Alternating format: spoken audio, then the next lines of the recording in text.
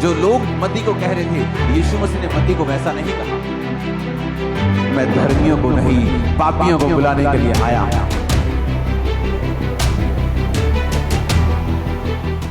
वचन कहता है मत्ती 9 उसकी 9 से 13 आयत में, वहां से आगे बढ़कर यीशु ने मत्ती नामक एक मनुष्य को महसूल की चौकी के ऊपर बैठे देखा और उसने कहा मेरे पीछे हो ले, और वह उठकर यीशु मसीह के पीछे हो लिया। जब वह घर में भोजन करने के लिए बैठा तो बहुत से महसूल लेने वाले और पापी आकर यीशु और उसके चेलों के साथ भोजन करने बैठे। ये देखकर फरीसियों ने उसके चेलों से कहा, तुम्हारा गुरु महसूल लेने वाले और पापियों के साथ क्यों खाता है? ये सुनकर यीशु ने उनसे कहा, वैद्य भले चंगों के लिए नहीं परंतु बीमारों के लिए आवश्यक है। इसलिए तुम जाकर इसका अर्थ सीख लो, मैं बलिदान नहीं परंतु दया चाहता हूं, मैं धर्मियों को नहीं पापियों को बुलाने आया। मत्ती, जिसका आप बाइबल को नए नियम को पढ़ते हो तो पहली पुस्तक मत्ती की आती है।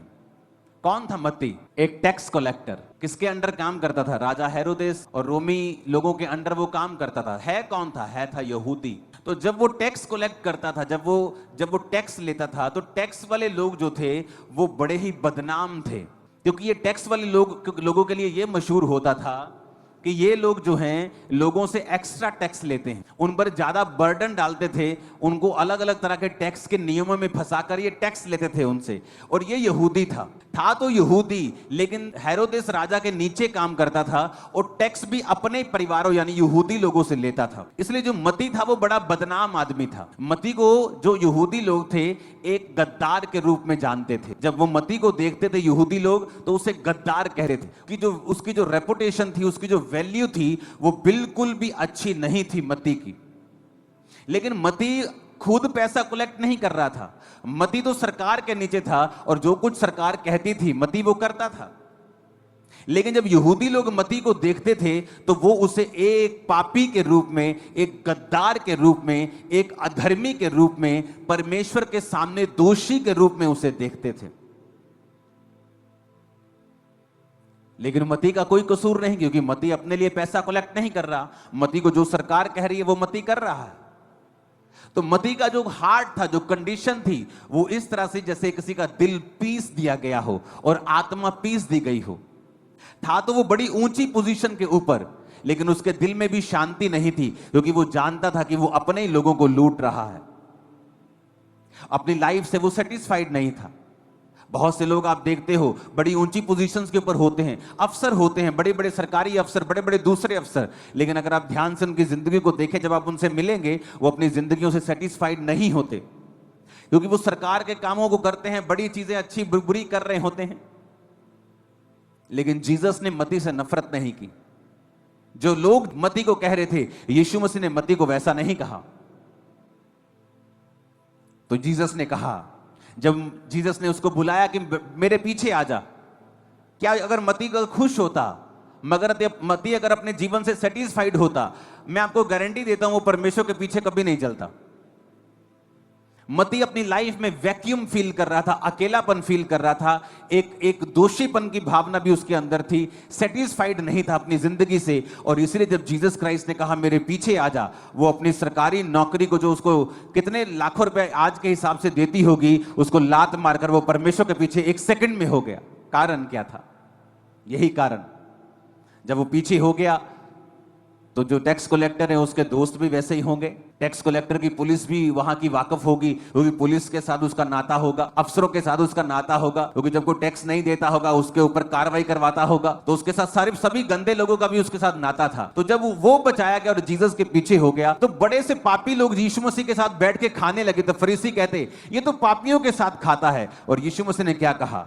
ये सुनकर 12 आयत में यीशु मसीह ने कहा, वैद्य भलो चंगों के लिए नहीं परंतु बीमारों के लिए आवश्यक है। इसलिए मैं तुमसे ये कहता हूं, तुम जाकर इसका अर्थ सीख लो, मैं बलिदान नहीं परंतु दया चाहता हूं, मैं धर्मियों को नहीं पापियों को बुलाने के लिए आया हूं। आज हो सकता है आप एक वैश्या को बड़ी ही घृणित निगाहों से देखते हो कि ये बहुत बड़ी पापिन है।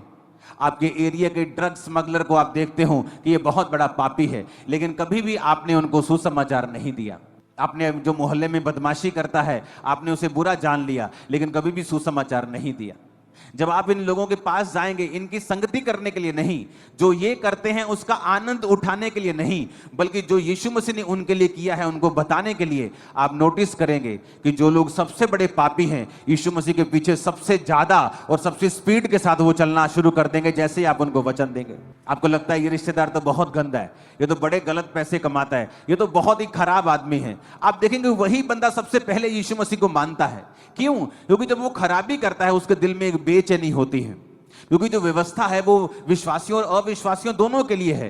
जो नियम बना है वो सारे जगत के लिए बना है।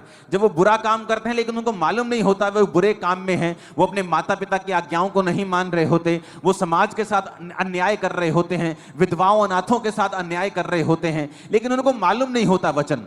वो जितने बुरे होते हैं उतनी बड़ी बेचैनी उनके दिल में होती है, उतना ज्यादा वो संघर्ष अपने परिवार अपने सेहत में कर रहे होते हैं। और जैसे कोई व्यक्ति उनके पास जाके वचन देता है, जैसे एक विश्वासी उनको वचन देता है कि प्रभु यीशु मसीह तुझे प्यार करते हैं, आजा परमेश्वर के पीछे, खुदा के वचन में लिखा हुआ है मैंने जगत के पापियों को, मैंने जगत के निर्बलों को, मैंने जगत के तुच्छों को, मैंने जगत के गरीबों को, मैंने जगत के व्यर्थ लोगों को चुन लिया ताकि जो अपने आप को बहुत कुछ समझते हैं उनको मैं शर्मिंदा कर दूं। जैसे ही वो सुनता है, अच्छा परमेश्वर ने मुझ पापी को चुन लिया, परमेश्वर ने मुझ निर्बल को चुन लिया, वो परमेश्वर का पीछा करने लगता है और वचन पूरा होता है, मैं अब धर्मियों को नहीं पापियों को बुलाने के लिए आया हूं। और बहुत से बड़े बड़े पापी आपको चर्च में मिलेंगे अगले 1 साल 2 साल 3 साल के अंदर। बहुत बड़े बड़े लोग जो बड़े बड़े गुनाहों के अंदर हैं, आपको जीसस क्राइस्ट के सामने घुटने टेकते हुए मिलेंगे। वो बदमाश, वो लोग जो बड़ी बड़ी बदमाशियां करते हैं, इंटरनेट पे मशहूर हैं, आपको जीसस क्राइस्ट के सामने मिलेंगे। वो पाप से तौबा करके बपतिस्मा लेकर पापों को छोड़कर आपको चर्च में मिलेंगे। मैं आपको ये भविष्यवाणी कर रहा हूं, परमेश्वर इंतजार कर रहा है कि आप बोलें कि यीशु मसीह पापियों को बुलाने के लिए आया। उसने पापी से नफरत नहीं की, बदमाशों से नफरत नहीं की, वेश्याओं से नफरत नहीं की, क्योंकि उनके अंदर एक ऐसी बेचैनी होती है जिसे वो जाहिर करना नहीं चाहते हैं, जिसे वो बताना नहीं चाहते हैं। वो ऊपर से अपने आप को कड़क शो करते हैं, लेकिन अंदर से उनको वो जानते हैं कि वो खाली हो चुके हैं, और इतने खाली वो महसूस करते हैं जितना आप सोच भी नहीं सकते, इमेजिन भी नहीं कर सकते। और जब कोई उन्हें परमेश्वर के वचन को देगा, वो उस वचन पे यकीन करेंगे, उस वचन को फॉलो भी करेंगे। हालेलुया। वो जो लोगों के सामने गद्दार था, लोग उसे तुच्छ जानते थे, पापी जानते थे, गद्दार जानते